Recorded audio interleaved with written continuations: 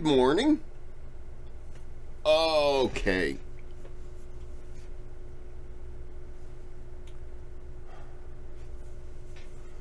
Okay, just checking the time. And it is 6:23 a.m. It's time to start filming. I look tired. I am. I'm very tired. But it's okay. We're going to do this. This is not a request, but because of the movie, I want to see Oppenheimer.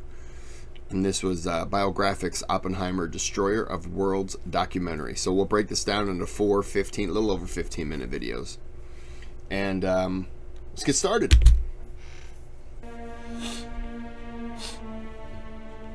The man known to history as Robert Oppenheimer was born on the 22nd of April 1904 as Julius Robert Oppenheimer in New York City.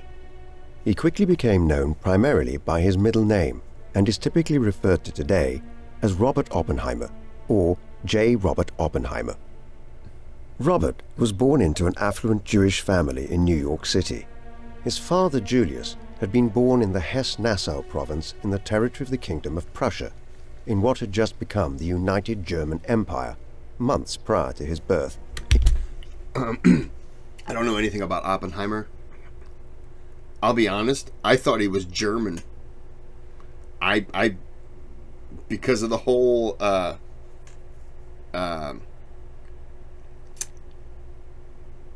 getting the bomb and all that, I thought he was German.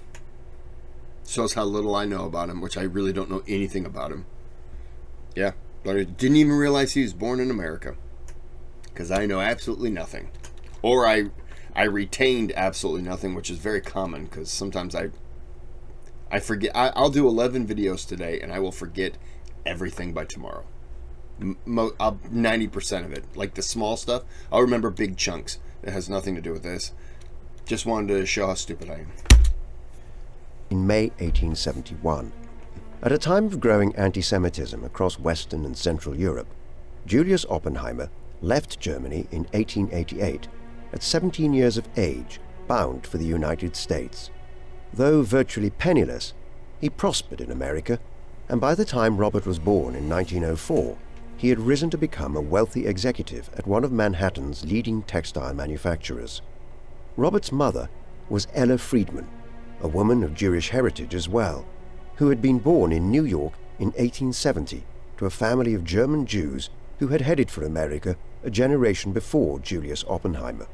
She was a painter, from whom Robert inherited some of his aesthetic views on the structure of existence and the universe.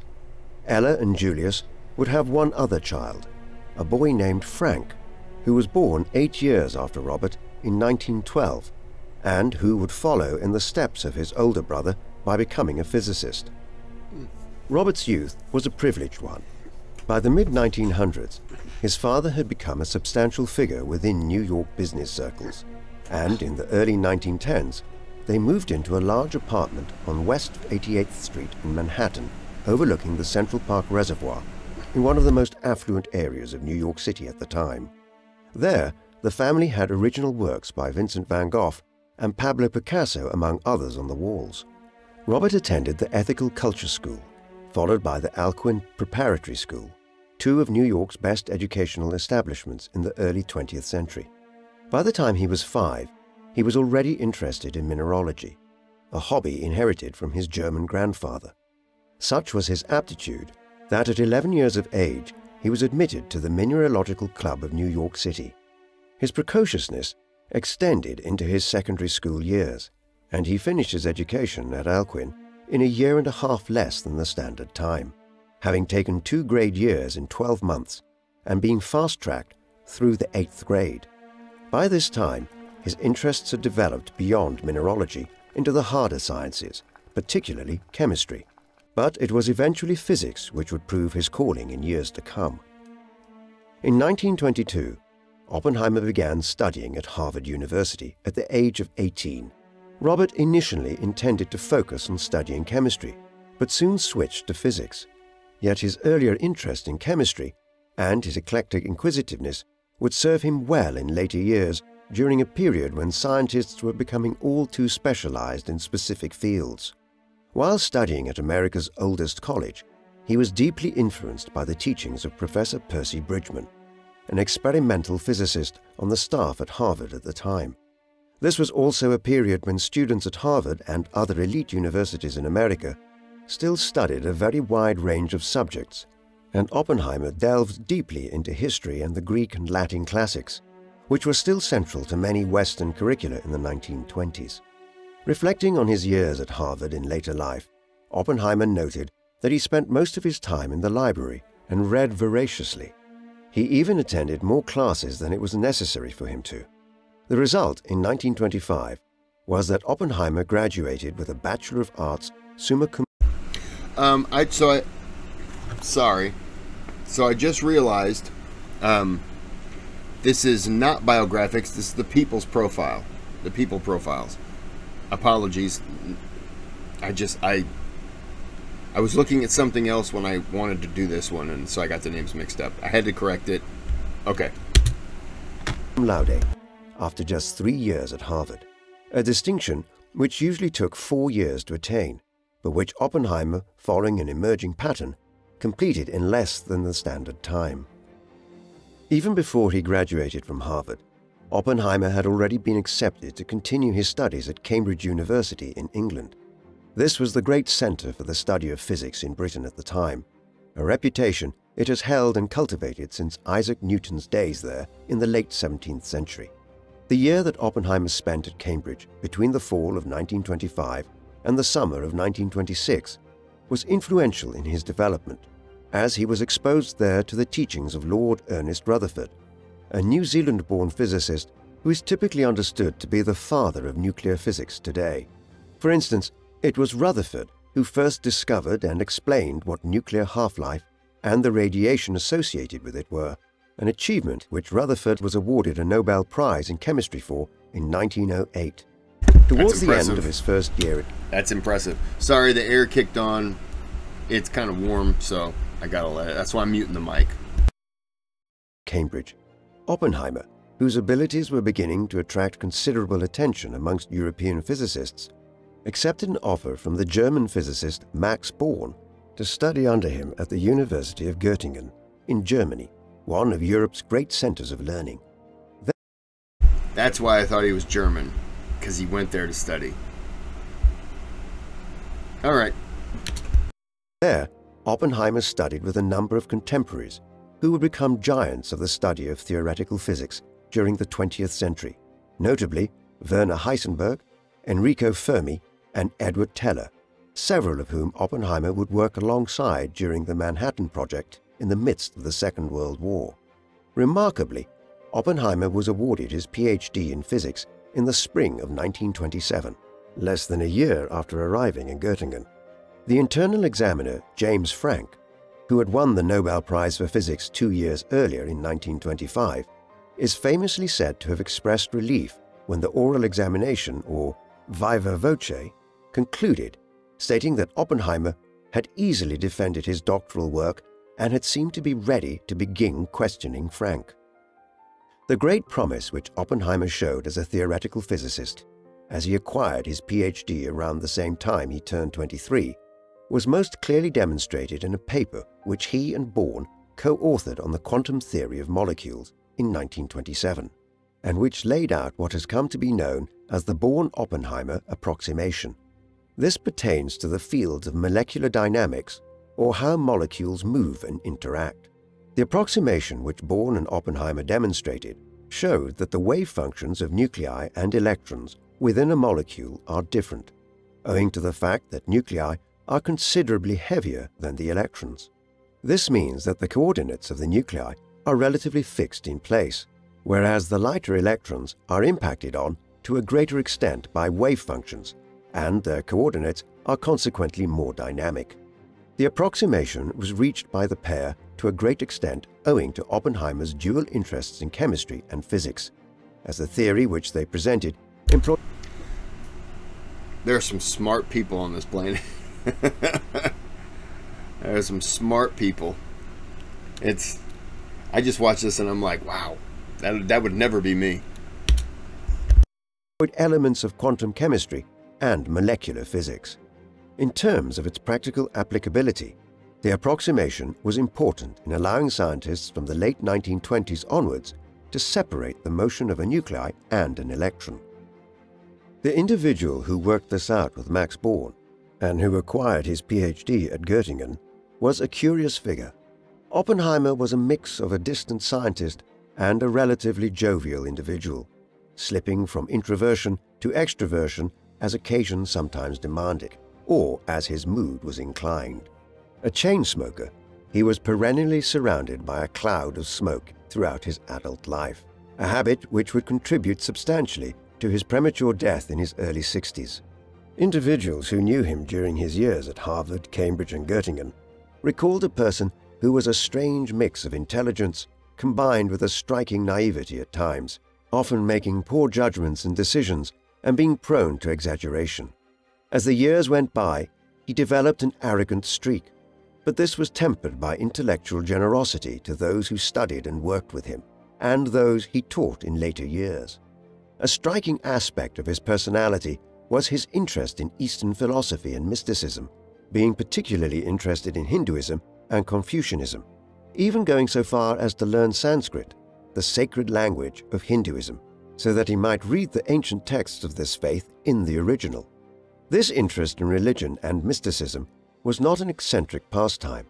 For Oppenheimer, the study of physics was an entry point into understanding the mystical nature of the universe and existence, and his broader intellectual outlook was one of open curiosity rather than a quest for hard scientific data.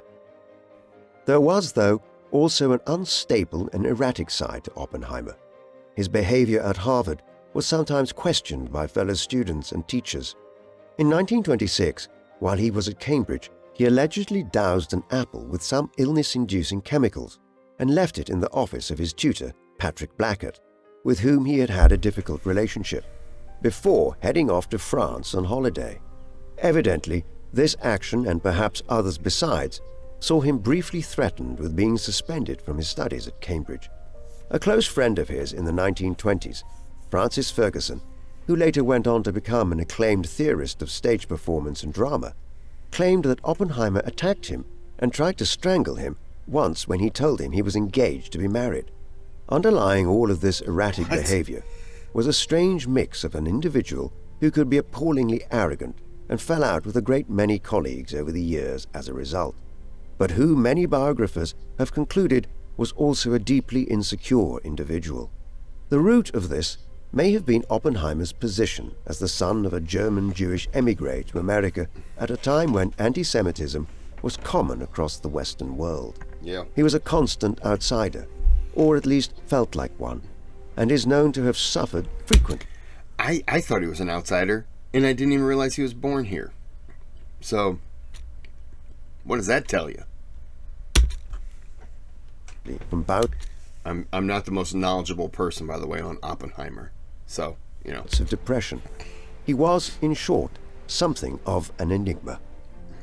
After completing his studies at Göttingen and publishing several more papers from the research he had undertaken in England and Germany, Oppenheimer returned to the United States, briefly holding fellowships at Harvard and the California Institute of Technology, punctuated by return visits to Europe to work for a few months at the University of Leiden in the Netherlands and at Zurich in Switzerland, where Albert Einstein had carried out much of his earliest and most groundbreaking work.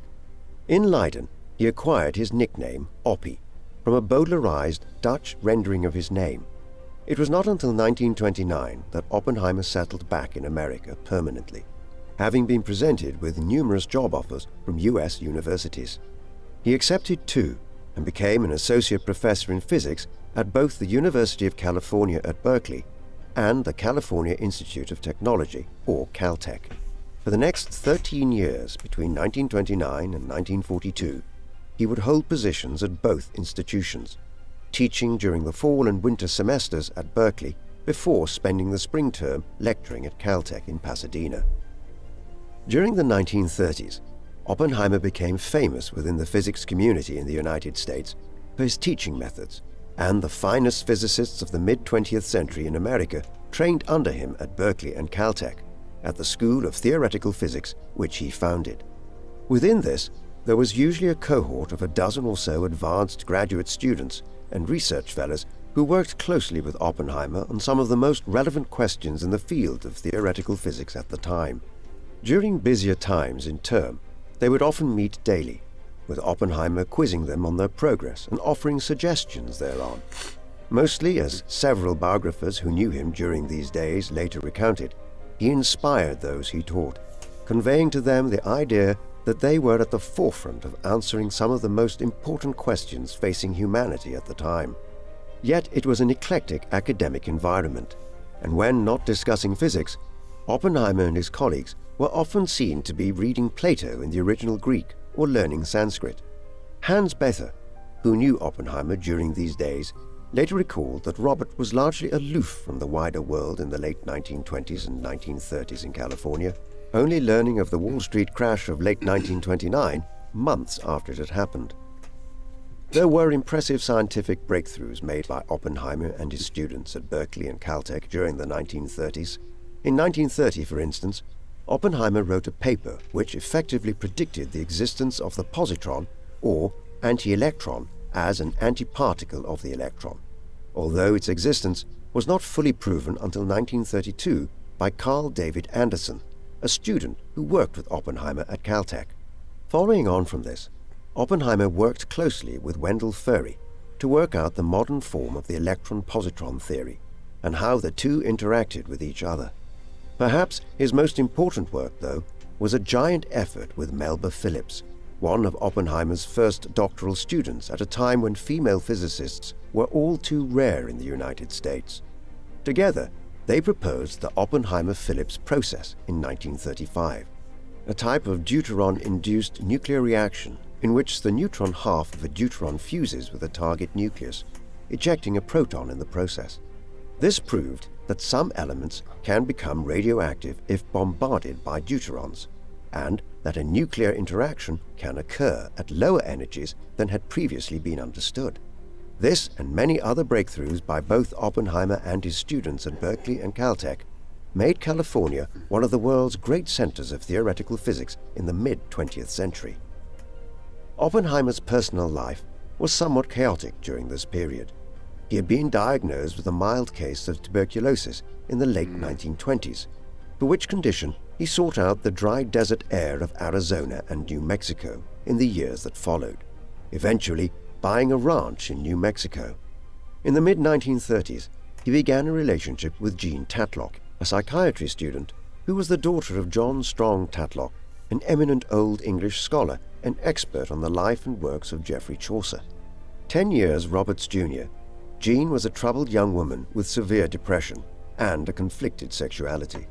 Their relationship was tempestuous, but continued through to 1940, even after Oppenheimer began seeing Kitty Harrison, a botanist and physicist at Caltech, who eventually divorced her second husband, Stuart Harrison, in November 1940 and married Robert the following day.